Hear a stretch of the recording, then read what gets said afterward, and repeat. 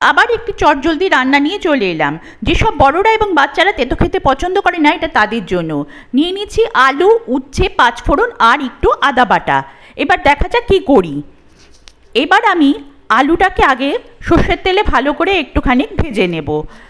সর্ষের তেল অল্প একটুখানি কি লাগবে, নিয়ে এটাকে একটু ভালো করে আমি এটাকে ভেজে নিচ্ছি। তা তোমরা কে কে তেতো খেতে পছন্দ করো না বলো তো?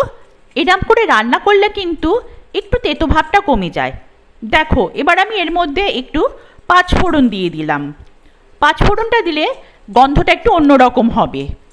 পাঁচফোড়নটা দেওয়ার পর আমি এর মধ্যে একটুখানি সরু সরু করে কেটে নেওয়া আলুটাকে দিয়ে দিচ্ছি। আলুটা দিয়ে তোমরা একটু ভালো করে আলুটাকে একটু নেড়ে নেবে।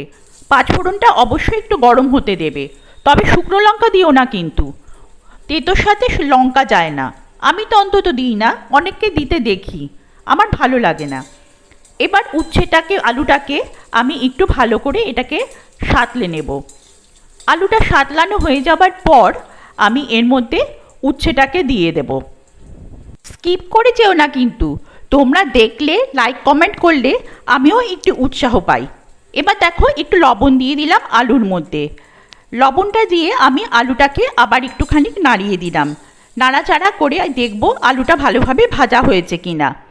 দেখো, এবার আমি এটাকে উচ্ছে দিয়ে দিলাম। উচ্ছে দিয়ে আলুর সাথে ভালো করে মেখে আমি এর মধ্যে ভালো করে এটাকে আবার নাড়তে থাকবো। না, আমার সবজিটা এখনও ভালো করে সাঁতলানো হয়নি। সবজি যখন ভারী হয়ে আসে তখন দেখলেই বোঝা যায় যে সবজিটা সাঁতলানো হয়ে গেছে। উচ্ছেটা একটু কাঁচা কাঁচা মতো আছে।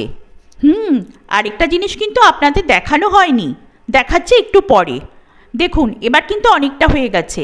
এবার একটু সাদা সাদা আছে বলে আমি এর মধ্যে একটু হলুদ অ্যাড করে দিলাম। তাও মনে হচ্ছে একটু সাদা আছে, আরেকবার একটু বোধহয় হলুদটা দিতে লাগবে। হলুদটা অ্যাড করে দিলাম। ও, পেঁয়াজটা দেখানো হয়নি। পেঁয়াজটাকে একটুখানি আমি ভালো করে সাঁতলা নেব, কিন্তু বেশি সাঁতলাবেন না। পেঁয়াজ ভাজার মতো করবেন না, হালকা একটু সতে করে নেবেন, তাহলে কিন্তু গুণটা নষ্ট হয়ে যাবে। দেখুন, এবার এটাকে আমি ভালো করে এটাকে সাঁতলে নিচ্ছি। হয়ে গেছে। এবার আমি আদা বাটাটাকে দিয়ে দিলাম, দিয়ে অল্প একটু জল দিয়ে নেব যাতে মশলাটা পুড়ে না যায়।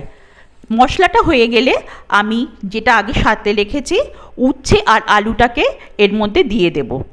মনে হচ্ছে এটা হয়ে গেছে, একটু লালচে লালচে ভাব এসেছে।